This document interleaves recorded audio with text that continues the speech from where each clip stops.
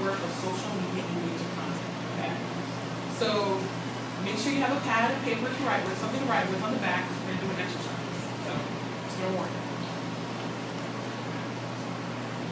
Alright, so maybe there's a couple things you didn't want to know that you probably didn't know. So I want to be actress like my mom. That's my mom. cute. That's my mom. My mom actually put me in modeling school when I was 6 years old. So I learned how to do the walk and the poise. And out of that, I auditioned for a local McDonald's commercial, got second runner-up in that. And I did print and catalog work as a child. So if you didn't know that, now you do. So that's my mom and her headshot. And that's me. With my headshot.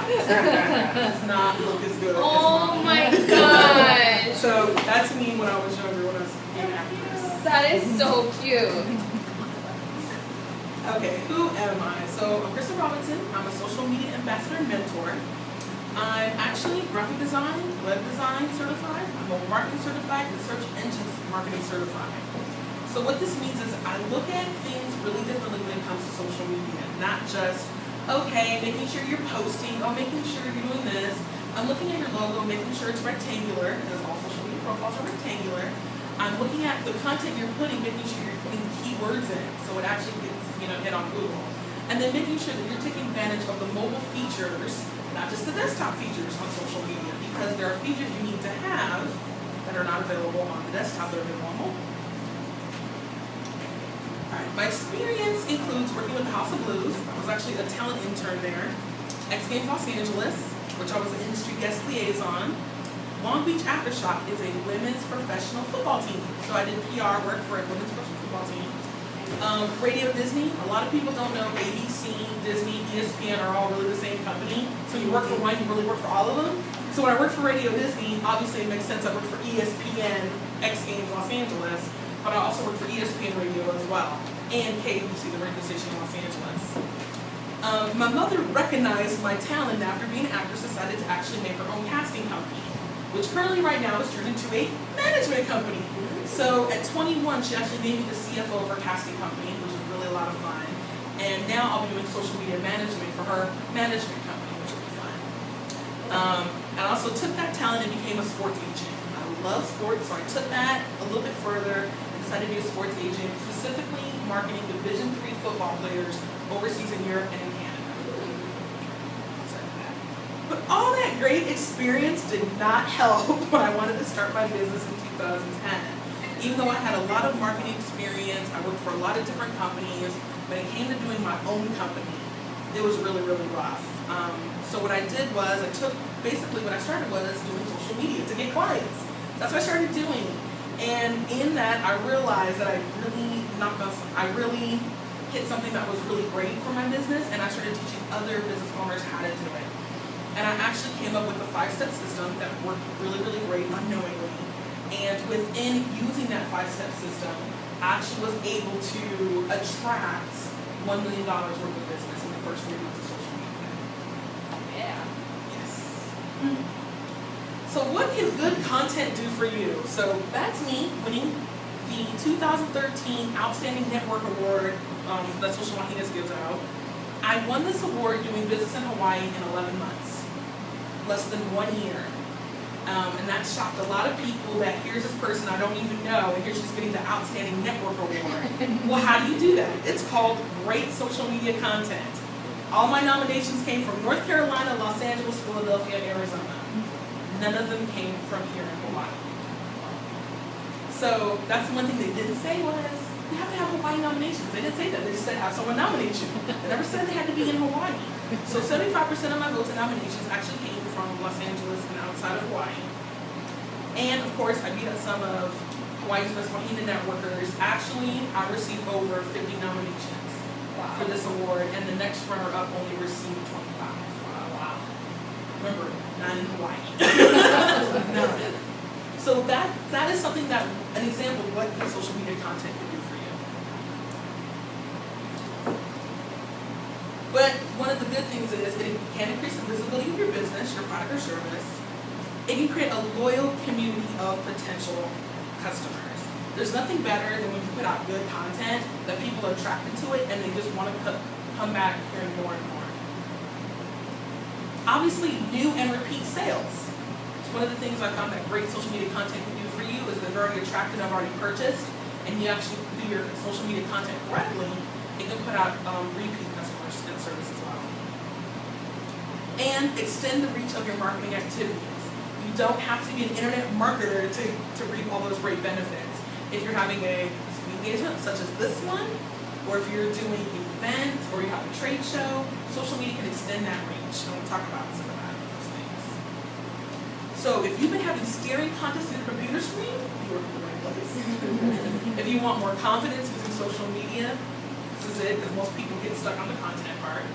If you want to expand how you reach your customers, always great with social media. And if you want your social media to work with your marketing, because they should be together, you're in the right place. Or if you use referrals or word of mouth, this is the main method of marketing for your business, then you're in the right place.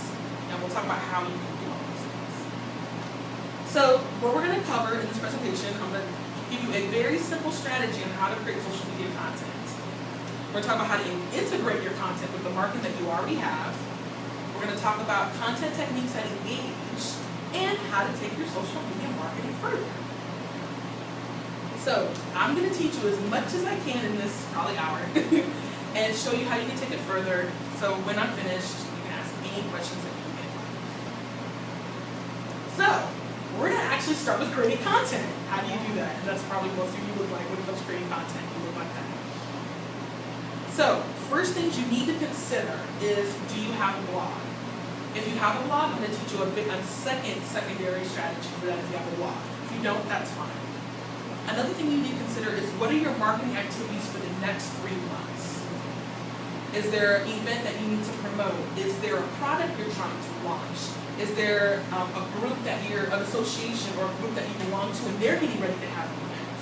What are some things that you need to promote or you're thinking about promoting?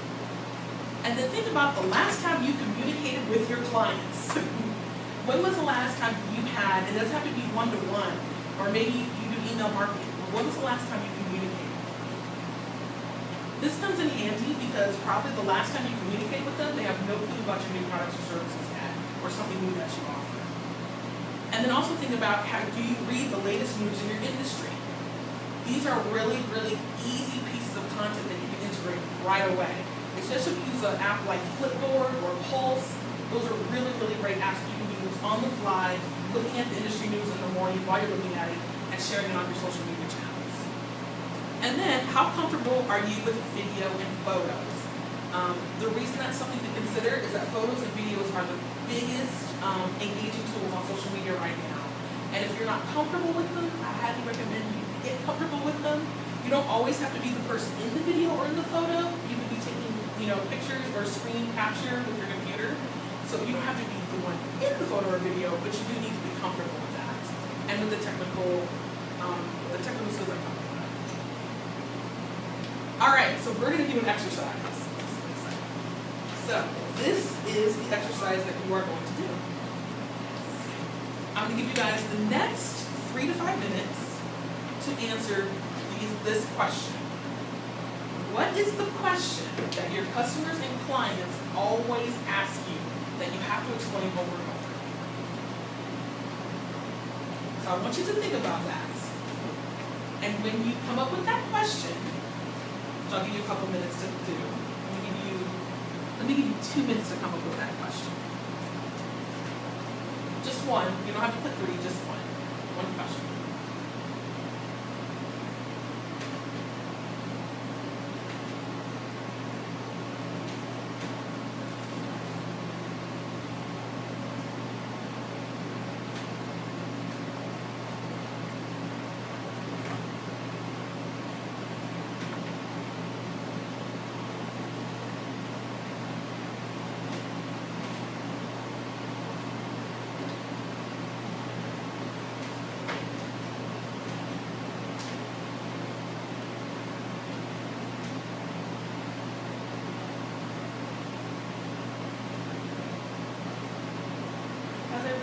Question. Good. Okay? Yeah. Was that good? Alright, we got our question? Yeah. Okay, you guys were great. Okay. Now, I want you to take that question and I want you to write the answer to that question in this form. My answer is blank because they need to know blank.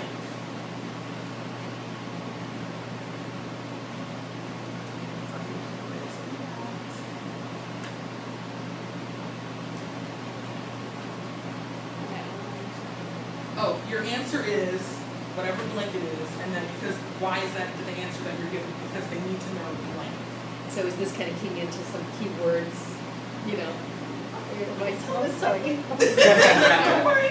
Methods of madness. Okay.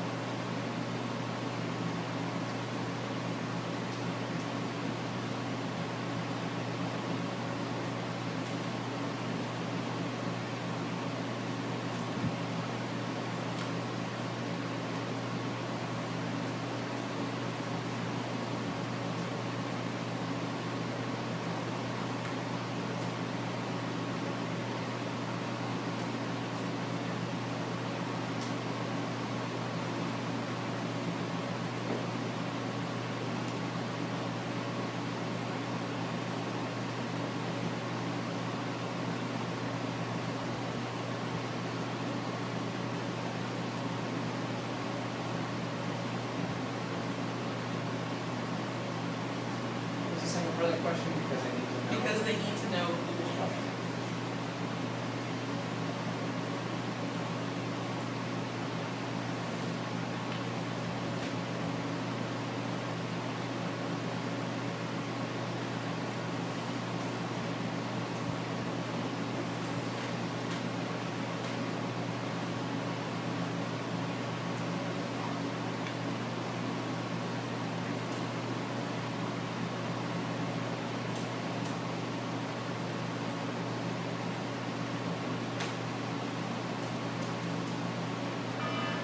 Time's up. Now, I'm guessing a lot of you, since you didn't finish, wrote like a pretty nifty paragraph, right? Not a paragraph, right? What you wrote? Okay. Now the challenge is, your homework is to break those into 2 or 3 bullets. I'm going to explain now. I'm going to show you an example of how this would work. So let me show. So now I told you the exercise. Let me show you how it works. So this is one of my clients, Stephanie Edwards from Coldwell Banker Fountain Realty. And what we did to create content for her was very, very interesting. Her question was, when do I buy my first home? That was her question that everybody asked her, right? So when she put in the form of, my answer is, as soon as possible while you are young, because they need to know about the great benefits that come with owning a home while you're younger versus older. So that was her answer. From there, her 3 bullet points were, okay, well, what are the benefits of being younger? Well, you can pay it off sooner, you can refinance, you can rent it out, you can move. And when she started doing just the 2 and 3 bullet points, she started, exactly. She started coming up with content that she could easily put into her business from that one question. So from that one question, she was able to create about 8 pieces of content, give or take about 3 or 4 days worth of content on Facebook. Now, those are just within the 3 bullet points. When you start digging into, well, it's younger. Well, why is this? When you start breaking it out, she literally came up with, out of one question, 30 days worth of content. So, rinse and repeats.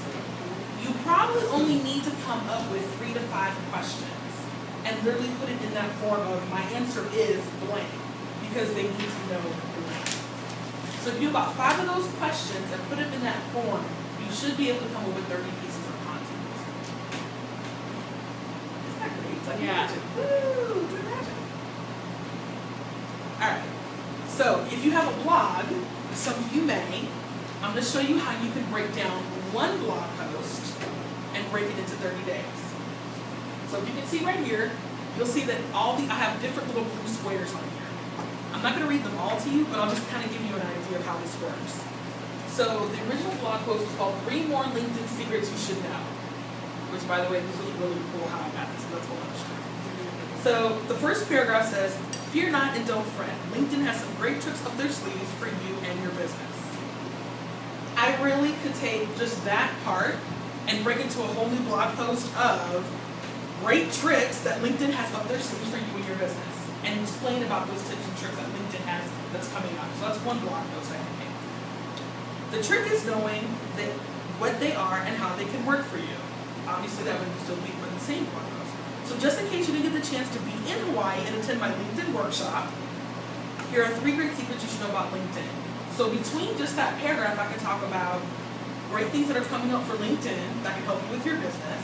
I can write a blog post about my LinkedIn workshop that apparently these people missed. And I could talk about those things. So that's already 2 blog posts in 1 paragraph. Okay? Keep track of 2 blog posts. I can also break this up into 3 Facebook posts and link back to this blog post. So you see how that kind of works? So now I've created not only 2 new blog posts I can create, but I've created 3 Facebook posts to link back to this 1 blog post.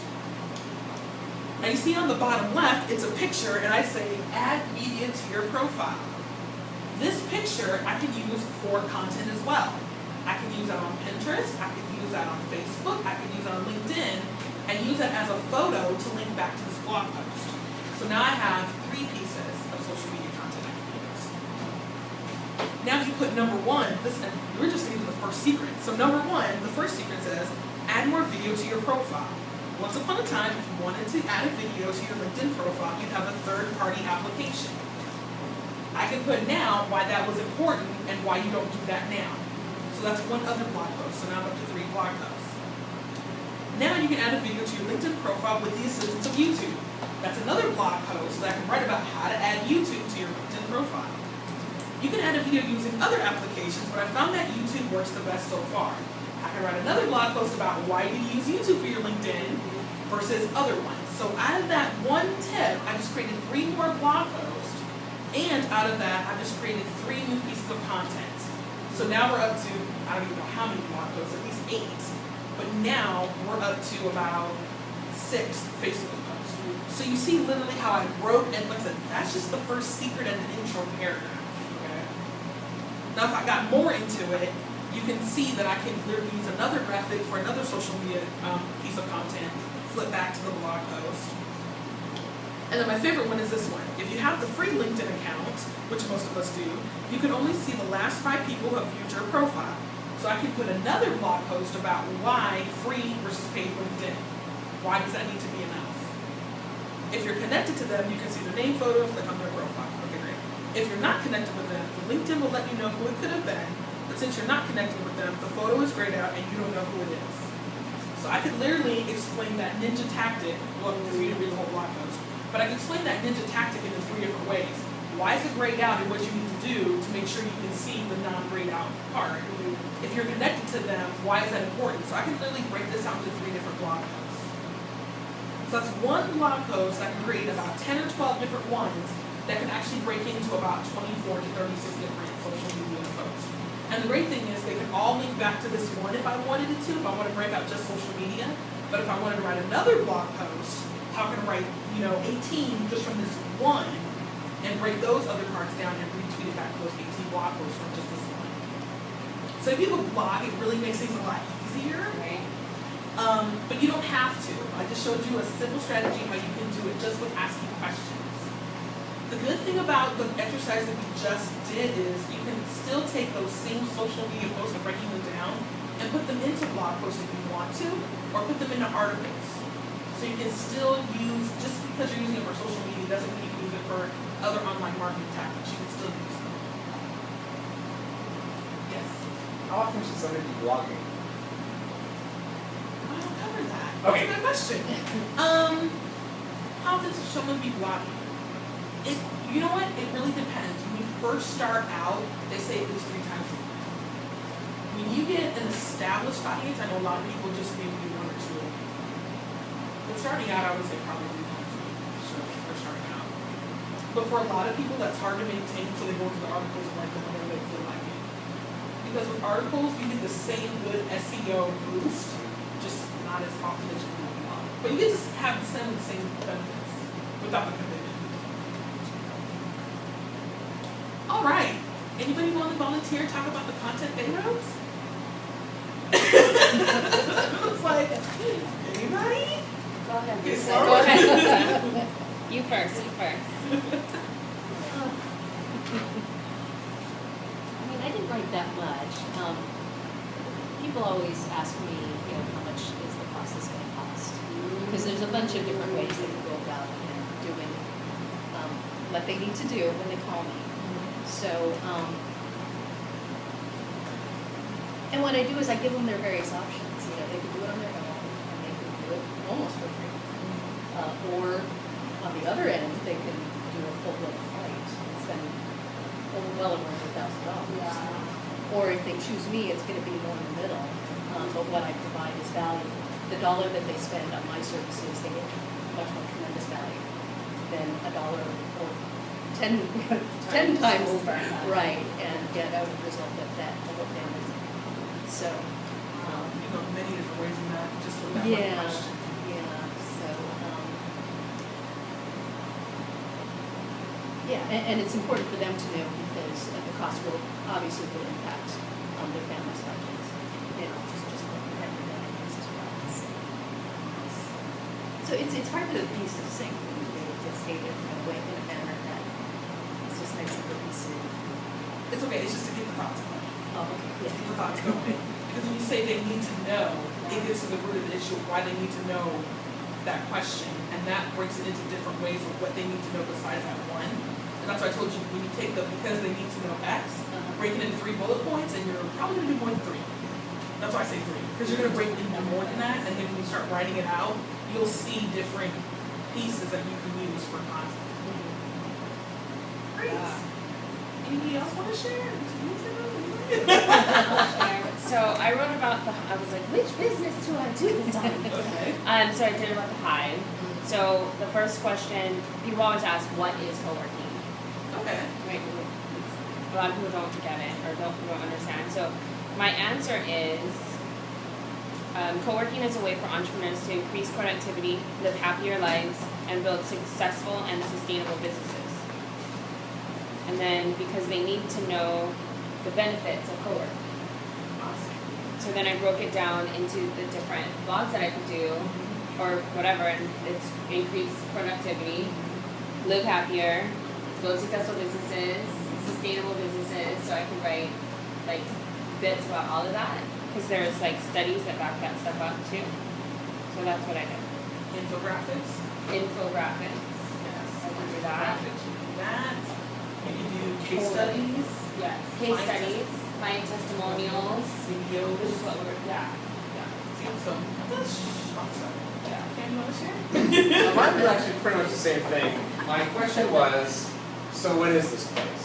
Oh, okay. People come in and they're like, so what is this place? I put the O's in there and just they say, so what is this place? My answer is, it's a collaborative workspace for entrepreneurs, freelancers, innovators, etc. to have an environment to work, grow, to be inspired or to inspire others. Because they need to know that there's an amazing opportunity to work there. Very good. And I did write a blog, but I haven't posted it yet. But it was the top 25 reasons of why co-working is good. Wow. But I haven't posted it yet. But I mean, from that, I could probably like create 25 different other blogs. Yes, And then that's 25. Facebook. That's your 25 Facebook posts right there. And link back to that blog post. Yeah. I haven't been posting it though, because I wasn't sure like when, because we do the newsletter, and so I guess like keep the content relevant or however it works. Like I don't want to post everything on the same day, so because we post the newsletter on Tuesday, so I want to post the blog on a different day. So that's a whole question. Yes. So I'm all about consistency, right? And so we have the same, the Hive newsletter was out on Tuesdays. I think I kind of messed that up this week. It went on like a Wednesday morning. But so for the most part it's Tuesdays. And then but then there's like all, you know what I mean? Like there's the Hive newsletter is like events and this and that, but then there's other things that we post too, and I don't want to bombard people with like our emails. So should I put just your blog post in the newsletter? yeah, that would be the smartest. Because remember, the newsletter is not all Hive members. Yeah, exactly. So that'll say, oh, 25 reasons, and they'll go, I probably need to go in the Hive then. Because one of those reasons is going to appeal to them. Right. And then that's going to get them on the Facebook side. Yeah, that's That'd be great. And then from that newsletter, is it overkill to like link that to Facebook and be like, here's our newsletter? no. You can do that too. We do that already. Well, I don't do the newsletter, so I don't know. Exactly. But I'm doing it. I don't know why you asking questions. Yes, we do that. Okay. And then we do the same thing with the blog. Oh yeah, of course. Of course. Yay! Alright, so now that you guys know how to create content, let's talk about putting that into your existing marketing plan. Okay. Because right now you got two separate pieces going on. So how do you integrate this into your marketing? Well, since we did one simple tactic, show you how other ideas you get content as well. Get customer feedback. What do they not understand about your product or service? That is always a great one. So, once again, same format. They need to know because. My answer is because they need to know blank. What do they not understand? Also, industry news. Is it really true or just a myth? Every industry has myths. So what is really true out there, and then what's the reputation of your industry? That's a good one, because they need to know. It's not true. Why is it not true? And then photos and videos. My favorite simple piece to write a content is, now, remember opinions, how opinions are a little iffy, so you gotta make sure about your opinion. But it's very simple to just record a video, 3 minutes, and write a paragraph summary about what you talked about on your video. Very, very simple for those of us who don't want to write. That'd be me. I don't like to write. Yeah. Or you create an infographic and put a paragraph underneath if you don't like to write. That's fine too. Or that 3 more LinkedIn secrets that you need to know about. Really, all I did was read an article and I'm like, dude, they totally left out these 3 things that I think are important. So I really put, and if you read the beginning, it says, in this article, and I reference the article, but they left out these 3 things you need to know. And I really just made a blog post. So literally that blog post came from somebody else's opinion. And I wrote my own opinion of what they forgot. So that's always great too. If you find a photo or a video, but like, they left that out. That is so important. You can actually tag on to that, reference them, and make another piece of content. My favorite is, do you have an event coming up? What do your attendees need to know before they attend your events? That's, I think, a very overlooked, effective piece of content. So if you're having a speaking engagement, which I totally forgot to do today, but if you have a speaking engagement and you know that you're going to cover some things, preload some tweets on Twitter that you're going to talk about these things when they come up on Twitter beforehand. Probably one of the things I probably could have done was I could have gave you some tweets about what to expect about this speaking engagement before you guys came, and I could have loaded that into content. So if there's information that you know you cannot cram into your speaking engagement, put it on social media and attract people to that event so they can learn more about that. Or if you have a booth coming up, you need to put tweets and discounts of what you're going to be, of what people are going to be purchasing. So you can do that too. There's other many different ways to come up with content. All right, so different types of content and how to use them. So there are many different types. There are. You can do text and links. Text and links are really good at getting information out quickly. So if you're at an event, now branded photos are cool too. But if you're at an event, or you want to, get information out quickly about an article, like a myth or something, text and links get out information very, very quickly. Photos are visual and the best way to engage. I always say if you have a trade show, if you're doing a speaking engagement, you need to use photos. It's a good way to engage. People want to know where you are, what you're doing, what's that in the background. It's always a good way to engage. Video is interactive content and it holds attention. So one of those things that you want to do is if you start to build a loyal community, you want to start thinking about incorporating video because that's what's going to hold their attention.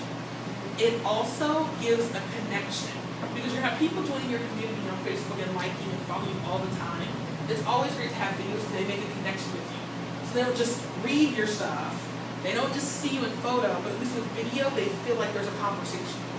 Maybe very one way, but at least they can see you, they can hear you. There's just something about seeing someone and they're talking to you that makes people more connected.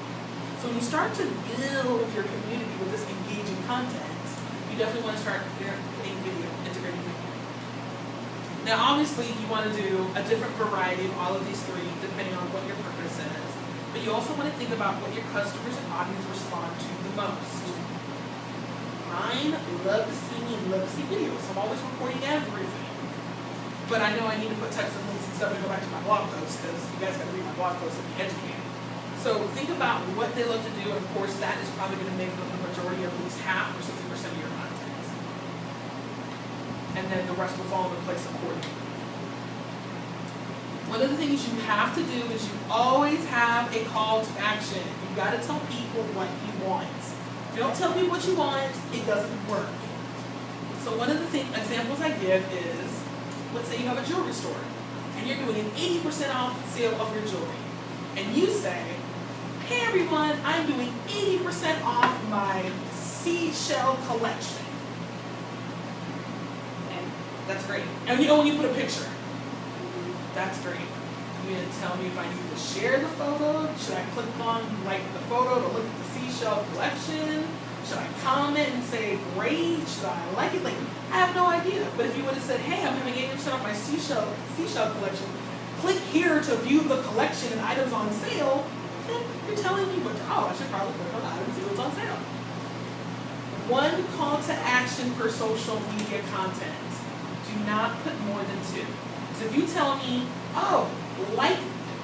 click the link to see my seashell content and share with your friends, now you're giving me a choice. It's like, oh gosh, which one do I do? Do I share it? Do I click on it? Because I know, humans, you can't share it and click on it at the same time. I mean, gosh, you can't do 2 of them. So, not to confuse your audience, only pick one call to action per social media piece of content, post, whatever it may be. Only one, because you'll confuse people. And then, even worse, you probably want them to click on it and like buy something instead of sharing it, and then you're getting mad at everyone sharing it and not buying it. So make sure it's the one that you really want them to. Alright, so now that we can create content, let's talk about how you can add this to your calendar. So let's go with the jewelry sale, because I love it, it's so easy. The first thing you need to think about is, and this is with any event, speaking engagement, whatever it may be that you're getting ready to create content around or blog post, is how long will the sale last? So if you're doing the jewelry, how long will the sale last? If you're doing a speaking engagement, how long is the speaking engagement? Probably 40 minutes. If you're having an event, it's an event all day. So whatever you're trying to promote, the thing you're trying to promote, how long is it? Is it a day, 3 days? Are you doing something for a week? What exactly is the event? How long is it? Now, you need to think about how much content you need to have before and after the sale, if we're having a jewelry sale. So for instance, if the jewelry sale, what holiday? Okay, Father's Day is coming up, right? We're having a jewelry sale for Father's Day. It can happen, watches. And we're having a sale on Father's Day. How much content do we need to have? Do we need to have it before, the week before, to remind people? Do we need to just have it the day before? Or the day after Father's Day sale? Like, how much are we going to promote this? How much content do we need before and after? Because that's what you need to figure out. Once you've established that, then you need to think of the types of content you're going to use. So back to the Father's Day jewelry sale. Are we going to take photos of the items on sale and post them every day? Are we going to do a video of the items on sale and express the value of those items? Are we going to use testimonials from clients to say how those products have helped them? So we need to figure out what different types of content we need to have. So once we've integrated and figured that out, one of the things I totally forgot to put on here is now you need to think about also, when you break out your calendar, you need to break out how many times you plan to post. On Facebook, it's suggested, that's my suggestion, it's 3 times per day. I know. Oh my gosh!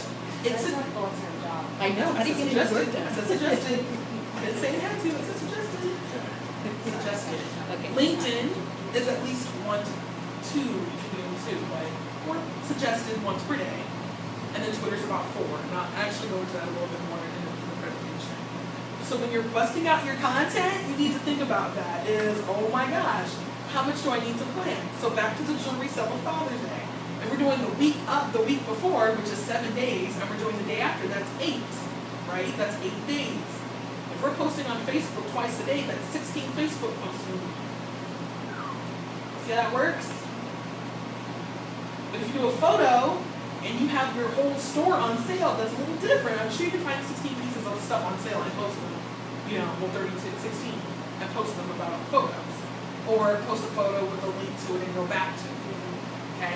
So that's what you need to think about, is getting little slots and filling them in. Alright.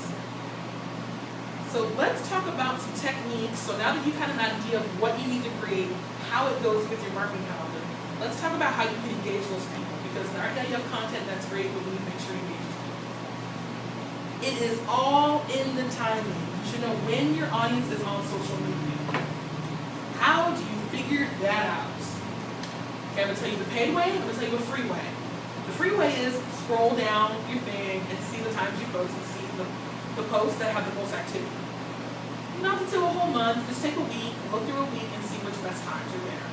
If you're more advanced, you go to Facebook Insights and literally just scroll down and it'll tell you there. If you don't want to mess with any of those things, you can get an app called Crowd Booster. It's $9 a month. You probably only need it for the first month. But as soon as you sign in and you purchase it, you'll sign in with your Facebook and it'll pull all of your content from Facebook and all of your content from Twitter, and it'll tell you exactly the best times you can post.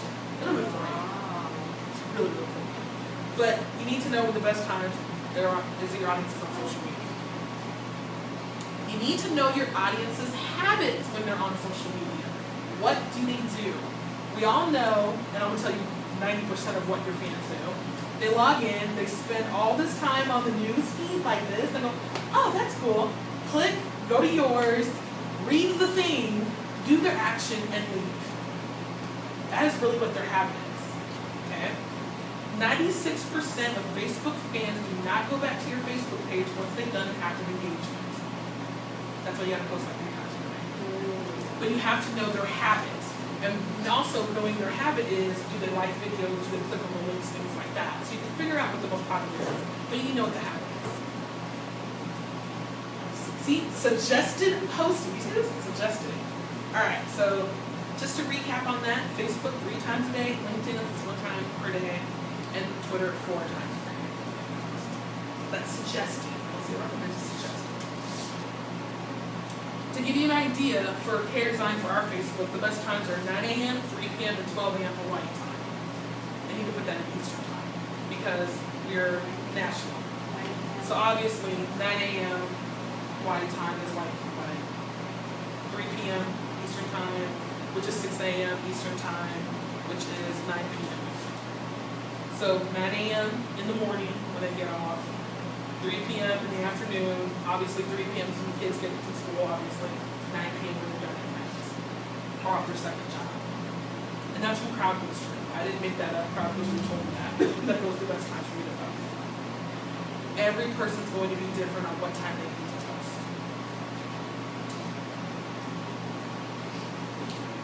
Right. Some advanced content techniques. Okay. One of the things that really works well is you have to have a content theme. It doesn't have to be anything specific. When I say content theme, it could be monthly, weekly, or daily. An example would be like a Tuesday inspiration. Every Tuesday you put this pretty flowery looking flower thing photo and you put a quote on it. And you're done. That is your Tuesday inspiration. Or you do a video with a quote, and that is your Tuesday inspiration. Or you can have daily inspiration, and you have a video and a quote every day, whatever it may be. My weekly theme is the Monday Marketing Minute. Monday, I do a 1-minute video on a marketing tip, something that's quick and digestible. You watch it, it's great. That's it, that's the end. But you need a content theme to keep people coming back. More than just that day, but you need a content theme. It does, like I said, it doesn't have to be anything totally, whatever. But having a content theme really does help. Another thing that's great are challenges. A lot of people run a 15, 21, or 30-day challenge, especially if you're in the health field. Those are great challenges. And it doesn't have to be anything like, oh my gosh, we're doing a 21-day fitness challenge. It doesn't be anything like that. One of the ideas that one of my clients does is she says, think creatively for 21 days. So it's her 21-day Think Creatively challenge. And hers is actually, how many letters in the alphabet again? 26? Okay, so hers is a 26-day challenge. So she has A. They're creatively about A. What is something that you can do creative with the letter A? And you're like, but she runs a challenge like that for 26 days, and you have to think something creative about the letter. And of course, X, Y, Z get a little difficult, but it's 26, but it keeps people engaged, it keeps them coming back, it keeps them going with their creativity. So even if you don't maybe have a certain content theme, you can also run a challenge about, on social media as well.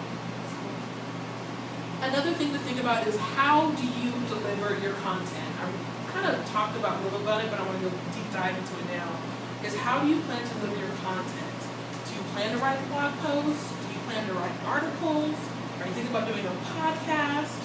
Do you have a radio show? Or do you have an internet video show? How do you plan to deliver your content on a daily, consistent basis? Doesn't have to be anything spectacular. Maybe you just have a blog and that's it, and that's great, that's fine. Or maybe you write articles, that's great too. But you need to think about how do you plan to deliver it.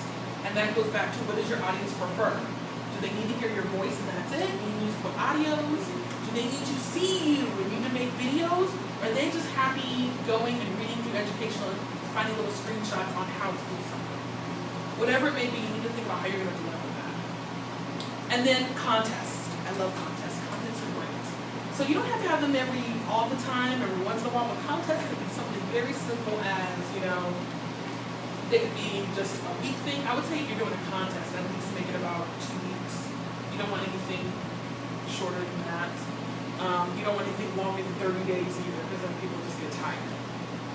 But the thing about contests, though, is that it takes a variety of content, and it's very interactive, and it's very time consuming. But it's a great way to build your email marketing list and to get leads, too. So a great idea of a contest is, okay, I'll give you one. I'm getting ready to do a contest, and it's going to be the marketing makeover contest. And so different businesses are going to submit their application on why I should help them make over their business.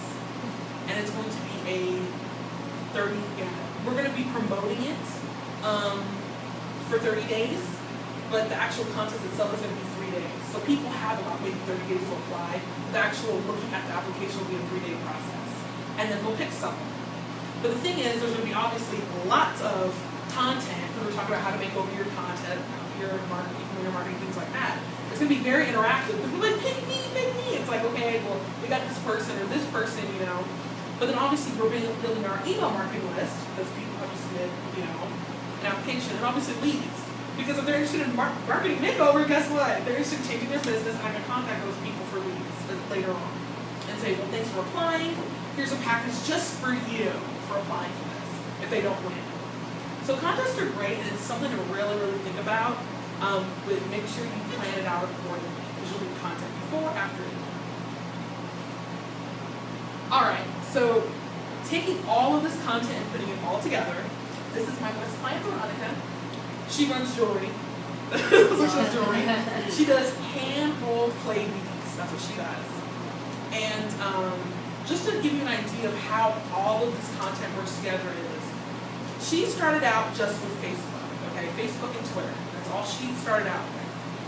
And her content theme, she realized her audience loved photos. Of course, it's very visual, it's jewelry. What she further noticed was people wanted to see exactly what she was doing. It wasn't about the piece itself. They want to know how she did it the beginning to the end. So instead of doing just a picture of it, she started doing before and afters, and then started doing photo albums of how she would do it, like the process. And then one of the things she realized was, looking at her engagement, people loved to engage with the finished product. They did lots of shares and comments. So her content theme became Sneak Peek Friday. So what she would do is, on Friday, she would take a finished piece, downsize it to really, really small, where you had to guess what the piece was. If you could guess it, you would win it. Didn't guess it, and it was Monday, it would go back on sale. It would go on sale to the website.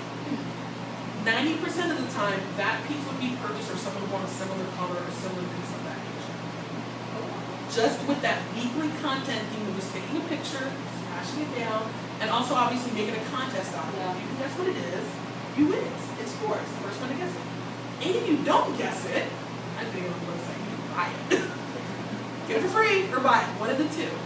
So she did that really cool sneak peek thing, and obviously increase the engagement, great for content as far as planning, but obviously getting new prospective customers, growing her email list, more traffic to the website, all because of just being fun on Fridays, creating friends on the weekend.